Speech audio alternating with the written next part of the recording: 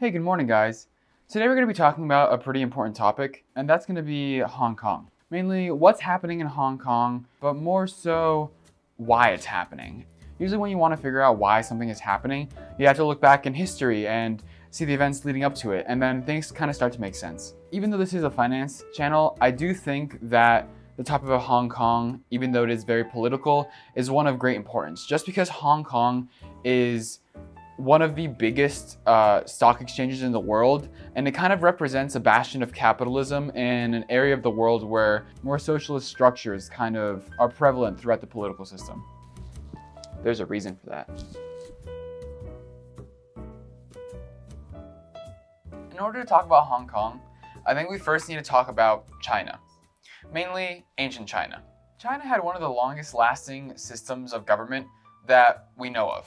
From 150 BCE all the way to the early 1900s, their system worked. Well, more or less. With some exclusions of civil wars and fragmenting of the empire, which happened a couple of times throughout that history, this system remained mostly intact. And this system is the dynastic system, in which families rule under dynasties. And these dynasties kind of act as centralized authorities throughout the nation, sort of like emperors. Well, they did have emperors.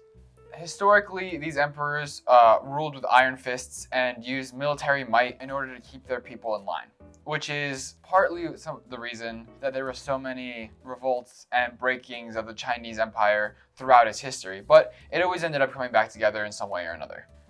This system is important to keep in mind because later on in this episode, we're going to talk about how the socialist and communist parties use the idea of dynasties being an ancient way of ruling to convince people to propel themselves into new forms of politics.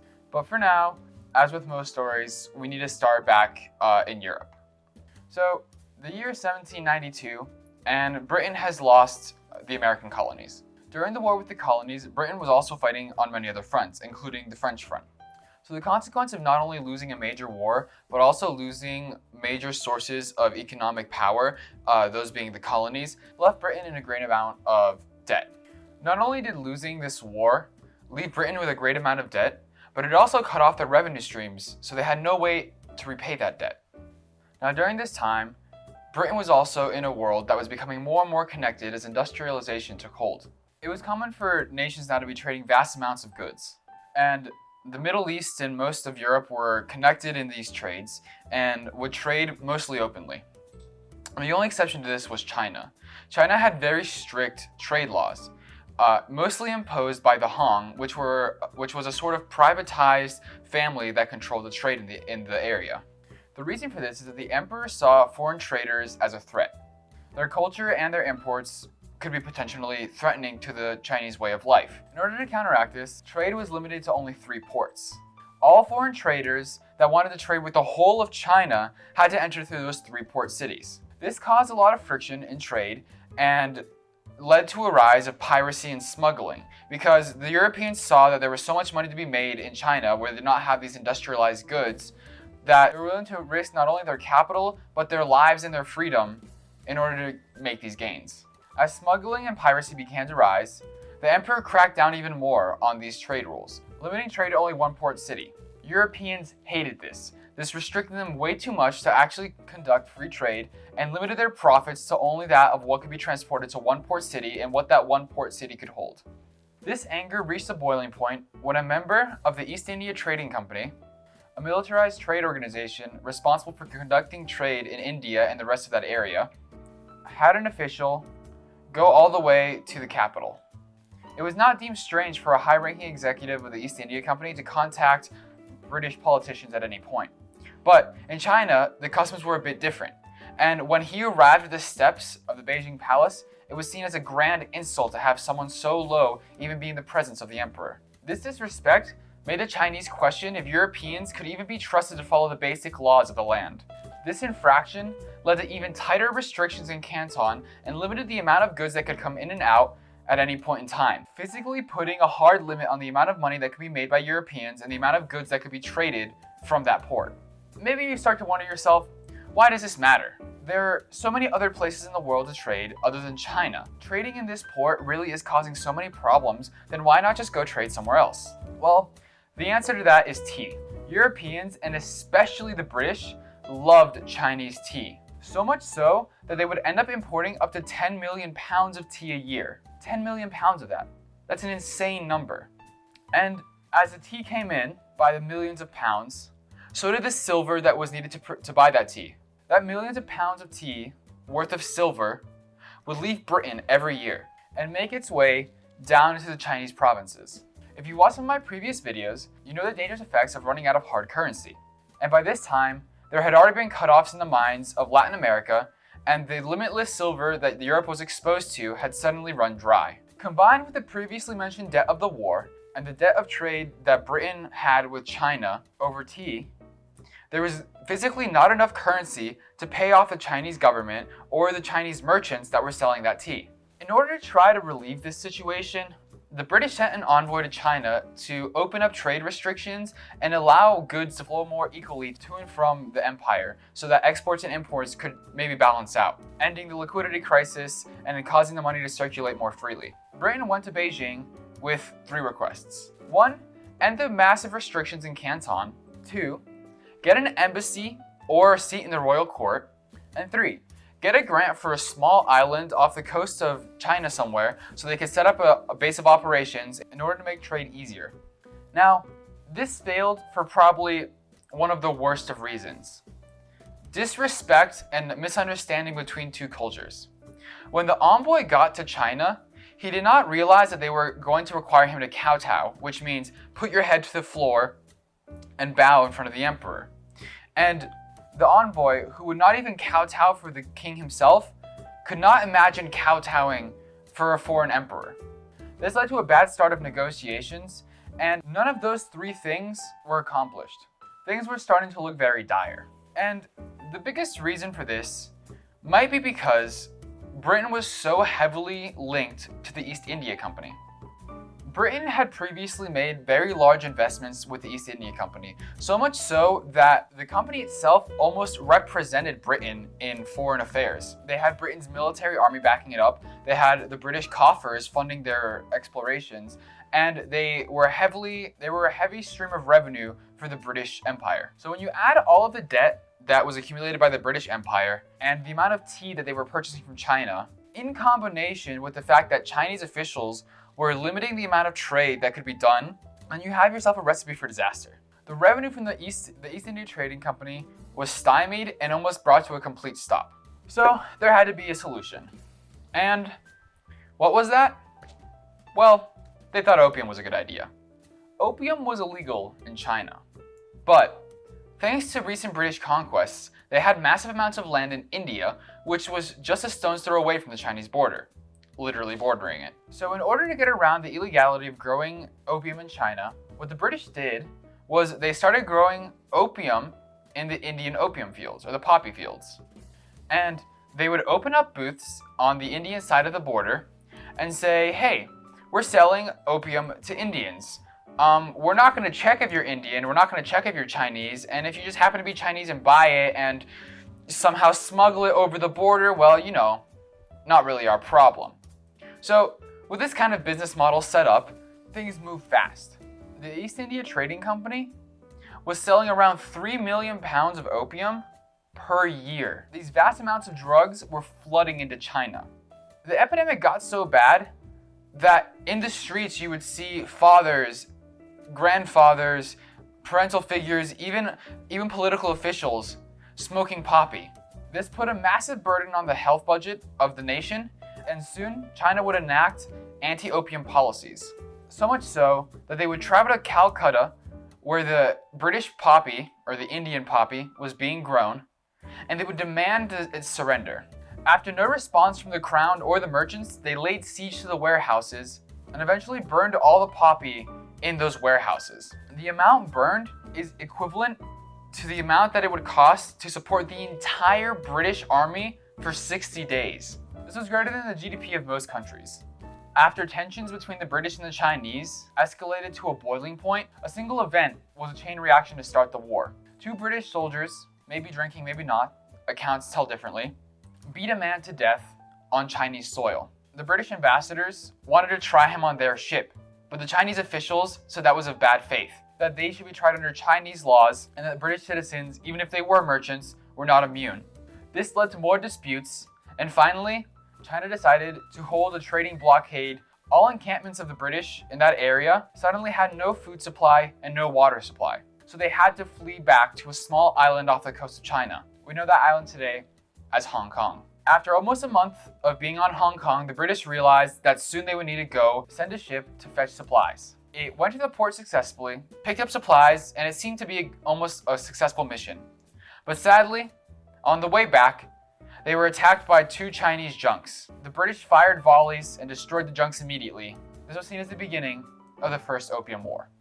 Now, the events that happened in the Opium War were disturbing, to say the least. The new steel-hulled ships of the British outclassed the Chinese ships in almost every way. The display of force shown by the British was more about flexing their military power than any real military strategy at all. It was a bloodbath, to say the least, and honestly, very tainted part of British-Chinese relations even to today. But after these bloodbaths, a couple of main things occurred that are important to this story. First, trade would resume less restricted. Second, the British would get the island of Hong Kong. And third, Britain would return all the forts and territory that they took during the war, which was quite a bit considering they were almost unopposed in every battle. While that sounds like a good end, that wasn't really what happened, because these treaties and negotiations were signed by officials, but not the representative heads of state for each side. The British were not happy with the terms, and the Chinese were not happy with the terms. This led to more conflict and eventually led to the British going all the way up the Yangtze River through the heart of China and cutting off access to the capital, burning everything on the way through. Now that the Chinese were not in a position to negotiate and barely had any chips, the British forced their terms upon them. They would have Hong Kong, they would have open trade, and they would keep selling opium in Chinese land. These wars were later used by the Communist Party and described as a century of humiliation for the Chinese people. And this was really kind of the stepping stone towards modernizing their system, and used this as a great point of contention as to why China had to remain first and in power, because if not, these things were going to happen again. These events literally divided the country into 2 separate eras, the previous non-modern and the new modern eras. So these wars, the opium, and the stress of foreign traders invading the land had really led to a degradation of the Chinese people. At that point, the people were so unhappy with their country that a series of revolts started to pop up around 1912. Eventually, the Chinese dynasty broke up into a group of independent states. And as within most power vacuums, some leaders emerged. There was a movement between Republican and Communist parties in the area to unite the kingdoms. And they were successful up until they realized that now they had all of China united and there was only them left to face each other. This caused a great civil war and split the Republican and the Communist parties down the middle of China. During this point, it's the late 1920s. World War I is over and World War II is just around the corner. So during World War I, Japan had invaded, to put it lightly, China. They had come in and completely destroyed villages and towns, and it was so bad that the voice of reason was a Nazi commander that urged the Japanese to stop. Now this is an important event because the Communist Party was able to do much more for the people during this time to help protect them than the Republican Party was able to. This gave them just enough of a lead to overthrow the Republican Party and kick them off to Taiwan. And up until to this day, it's kind of still discussed whether Taiwan is part of China or not. But nevertheless, this foothold in politics gave the Communist Party enough power that in 1949, they claimed the People's Republic of China. All the while, Hong Kong is still under British rule. After General Mao's death, capitalism was allowed back into the system. This caused the economy to boom, and growth of the population quickly grew to over 1 billion people. Suddenly, China was one of the most important economic powers in the world. This left a really big question. Should Hong Kong really be Britain's, or should it be given back to China as had been done with most conquered colonies? The steps to get there were slow, but in 1984, the sino-British pact was signed and said that Hong Kong had its own political, judicial, and economic systems separate to that of mainland China. This lasted for a good while, until in 1997, British gave back control of the island to China. And under the 1984 pact, Hong Kong was still a sovereign nation, just under the rule of China. And since Hong Kong had adopted a capitalistic system earlier and had more founded roots of stock exchanges and money supply and just more educated people in the financial district, it became a serious powerhouse in the world stage. Essentially, a major link into the Chinese economy. Usually, when you buy Chinese stocks, you're buying holding companies that are in Hong Kong that have access to those Chinese companies through that market. It's kind of like a proxy for the Chinese market to the rest of the world. So the problem comes in the upcoming years when China starts to realize that maybe it's not a good idea to have one of your most economically prosperous parts of your country be a completely separate power. And they start tightening down regulations. And this is what's happening today. Regulations from mainland China are starting to clamp down on the Hong Kong way of life, which is much different and has evolved through much a different path than has the culture of mainland China. With British roots and capitalistic structures, it could be argued that it's almost a completely separate country. And this all came to a head when early in 2019, the Chinese government attempted to pass an extradition law, saying that they could take Hong Kong citizens and expedite them to China for judgment, which, to put it lightly, would most likely not be fair judgment. For China does not have freedom of the press like Hong Kong does. And when you can be expedited to a country that does not allow you to speak, when you are a citizen of a sovereign nation that does allow you to speak, that raises major concerns. This is where we see the umbrella movement come into play, where protesters take umbrellas to shield themselves from police who would take them in and extradite them to China. Pro-independence parties in Hong Kong have been springing up, but have been quickly snuffed out. And recently, China proposed a bill to kind of redefine and restructure the education system in Hong Kong to be more pro-mainland China. With all of these things, it's kind of easy to see why the protests are happening. Now, obviously, this was a very brief overview. I tried to touch on as many points and topics as possible and kind of centered it around the Opium Wars because that was like the really dividing point between ancient China and modern China. But there are several things to this story that I haven't even touched. To say this scratched the surface would be an exaggeration.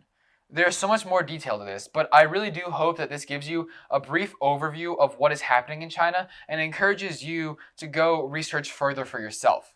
I really do think it's an interesting topic, and I think it's a very important one nowadays because it's one of the most important financial centers of the world, and I think it's very important that it stays unobstructed and free, in a sense. As always, guys, thank you for watching. If you have any questions, leave them down below. I'll answer them to the best of my ability. If you have anything you want to see in future videos, go ahead and ask. And as always, like, subscribe, hit the bell, and have a great day.